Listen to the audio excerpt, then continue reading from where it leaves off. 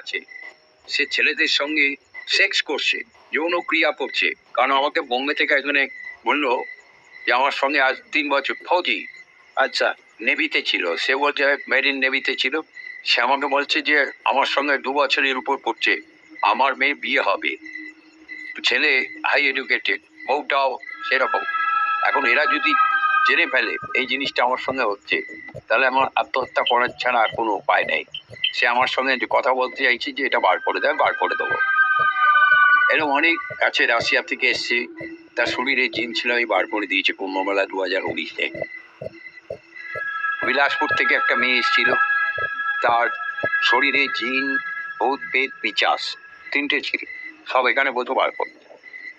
আর জিন জান নিয়ে যায়, জিন এমনি বার করতে পারে না কেউ, ও নিজে, ওর শরীর যখন মরে যাবে তারপরে ওর স্মৃতিও বার হয়ে যাবে, আর ইয়ে হাড্ডিতে বাস করে, প্রচন্ড যন্ত্রণা আছে শুনিতে। তাহলে জিন আর ভূতের মধ্যে তফাৎটা কি? আমরা শুনি জিন মানে মুসলিম। ভূত এমন কিছু নয়, ভূতটা এমন কিছু ব্যাপারে, ভূত ধরলে একটু যন্ত্রণা দেয়, কষ্ট দেয়, কিন্তু জিন ধরলে সারা জীবন আমৃত্যু তোমাকে কষ্ট দেবে, জ্বালাবে, খেতে পর্যন্ত দেবে না, না শুতে দেবে। এদের কি কোনো মানে স্পেসিফিক কোনো হিন্দু বা মুসলিম এরা মানে? এটা যারা বেশি করে কাফের, যারা যে ধর্ম মানে না, এই করে না, ও করে না, ইয়ে অশ্লীলতা করেছে, বেদের উপর অত্যাচার করেছে, মার্ডার করেছে, তাকে পাথর দিয়ে মেরে খোলা রাস্তার উপর তাকে ফাঁসিতে লটকে দেওয়া হলো, এরাই হয়েছি। আচ্ছা, না তো এদের কোনো পিণ্ডদান হয় না কিছু। আরে ভয়ঙ্কর অতৃপ্ত আত্মা। অতৃপ্ত আত্মা। কখনো কোনো ছেলে, মনে করো কোনো মেয়েকে ভালোবাসতো, মেয়েটার বিয়ে হয়ে গেল, ছেলেটা দুঃখেতে সুইসাইড, বিষ টানলো, বিষ খেয়ে গলায় দড়ি দিয়ে বাবা নিম গাছেতে, শনিবার অমাবস্যার দিন, তাহলে সেটা কি হবে? ভয়ঙ্কর ভূত, যারা আশেপাশে থেকে কাউকে নিয়ে যেতে দেবে না। আমি যখন কোনো এক সময় আমি ক্যানিংয়ে শ্মশানে, 1 নম্বর দিঘির পাড়ে যে শ্মশানটা আমি সিদ্ধ করেছিলাম পূর্ণিমার দিনকে, বা একটা মন্ত্র সিদ্ধ করছিলাম, তখন অনেক কিছু দেখেছি ওখানে। ভূত পেট কত লম্বা চওড়া হয়, তাদের ক্রিয়া আছে। যদি আমি কাউকে নিয়ে পাশে নিয়ে বসিয়ে দিলাম রেখা বন্ধ করে, সে যদি বার হয়ে যায় তাহলে তাকে কেনে নেবেও, ভূতেরাই নিয়ে দেবে। এরকম হচ্ছে। আমি কোনো এক সময় ব্যবসা করতাম, তখন আমি রাত্রেবেলা ক্যানিংয়ের মার্কেট থেকে মাছ নিয়ে শ্মশানের ওপর দিয়ে যাচ্ছি, এক কত আনিয়ে বার পাল্তে পারছি না, আমার 2টো ব্যাগ যেন 10 জন করে লোক টেনে রেখে দিয়েছে। এটা কি? তার শরীর নেই, আমার শরীর দিয়ে দরদর করে গাম বাড়ছে, আর আমি রাম রাম রাম রাম করছি, করতে করতে যেটা 2 মিনিটের রাস্তা 2 ঘন্টা আগে পৌঁছেছি। বাপরে বাপ, এই অনুভূতিটা আমি নিজে থেকেছি, তখন আমি সাধু ছিলাম না। আর সাধু হওয়ার পরে তো এটা আমার জল খাবার। বাবা, দেশ বিদেশে তো আপনার বহু বহু শিষ্য, তাদের মধ্যে থেকেই কোনো যোগ্য উত্তরাধিকারী শিষ্য তৈরি করে যাওয়ার কথা ভেবেছেন বা ভাবছেন? দেখো, সত্যিকার ঘটনা, শিষ্য অনেক অতি আছে, কিন্তু তার আগে প্রথমে বলে কিভাবে পয়সা উপায় করতে।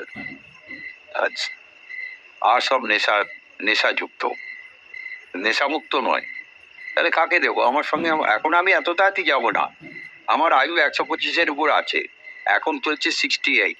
আচ্ছা, 28 এপ্রিল আমার জন্মদিন, তো ওই দিন 69-এ দেবো, 6 উল্টে যাবে 9। যে মাথার খুলিগুলো আছে, এগুলো দিয়ে মূলত আপনি এইটা সবচেয়ে বড় কাজ করে। চিত্ত যে জীবিত এখন এখন হ্যাঁ, সিদ্ধ। তুমি বলে না, মানুষ মরে গেলে তার শরীরে কিছু থাকে না, তোমার যদি মস্তিষ্ক গরম থাকে এক্ষুনি ঠান্ডা করে দেবে, শরীরের মধ্যে একটা লহরাত। আমি ইংল্যান্ড থেকে এসেছিল, তাকেও দেখিয়ে দিয়েছি, এখানে ওই মেয়েটাকেও দেখিয়ে দিয়েছি, বা দেখাই আমি, এটা তো দেখা যাবে। হ্যাঁ, তুমি বসলেই বুঝতে পারবে। এরকম বসবো তুমি ওই বসে রয়েছো তো, আমার কাছে ক্যামেরাটা তোমার এদিকে না হলে চোখটা বন্ধ করে আমার তা না মারাবে না।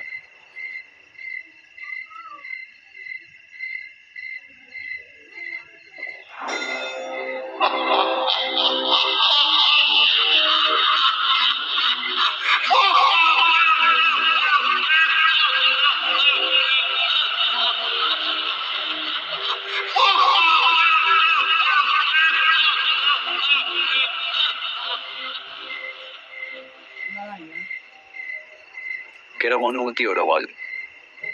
শীতল হলো অনেকটা। যত তুমি বছর হচ্ছে দাঁড়িয়ে থাকিয়ে তো ডাইরেক্টলি পৃথিবীতে চলে যেত।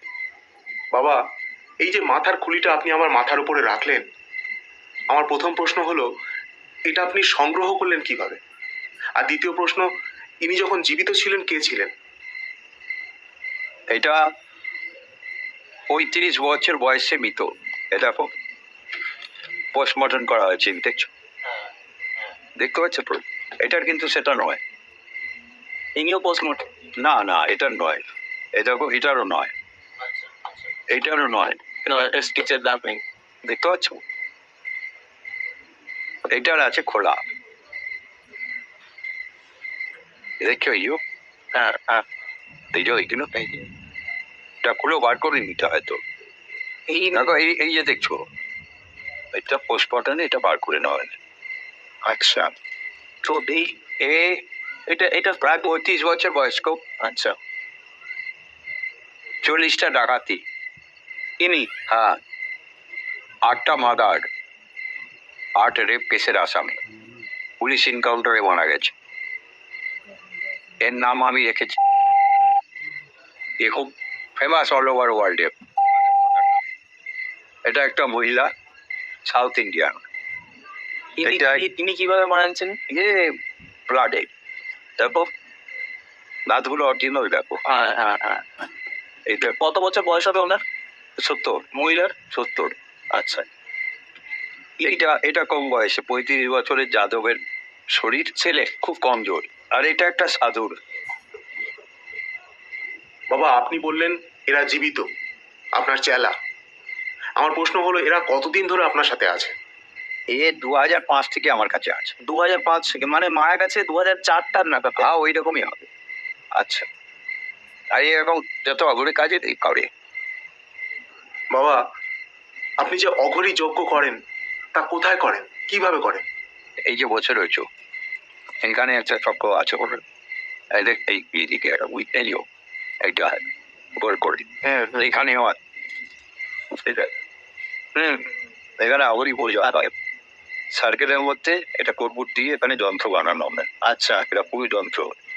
পুরী যাওয়ার পরে এটা হয়েছে, এখানে যখন আগুনটা ভেতরে যায় তখন কার্য সিদ্ধ। আর আগুন বাইরে বার হয়ে গেলে, চক্রের মধ্যে যদি সব আগুনটা যায়, আর চক্রের বাইরে যাবে না?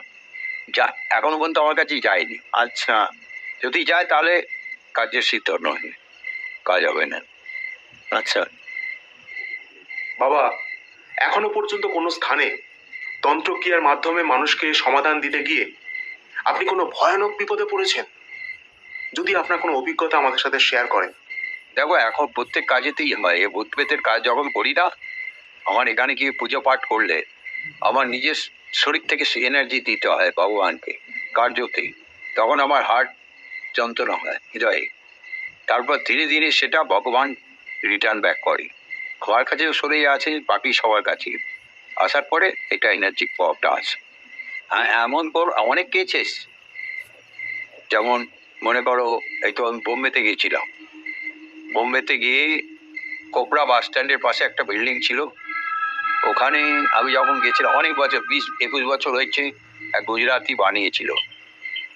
করার পরে সে ট্যাক্স দিয়ে গেছে, কোনো ভাড়াটে তার আসেনি, না বিক্রি করতে পেরেছে। শেষ অবস্থা হয়ে গিয়ে সে মারা গেল। তারপর এখন তার ছেলেও কষ্ট পাচ্ছিল, তার বউটাও। তারপর আমার কাছে ওর ছেলে এলো, আসার পরে আমি বললাম, আমি ঠিক আছে আমি যাবো। টিকিট এনে দিল, আমি তার বাড়ি ওখানে তো বাড়ে গেলাম। যাওয়ার পরে গা ছমছম করছে, আমি বলে দিলাম এখানে আছে। তারপর একটু ধ্যান লাগালাম, দেখতে পেলাম ওটা 200 বছর আগে একটা বুড়োকে মেরে দিয়েছে।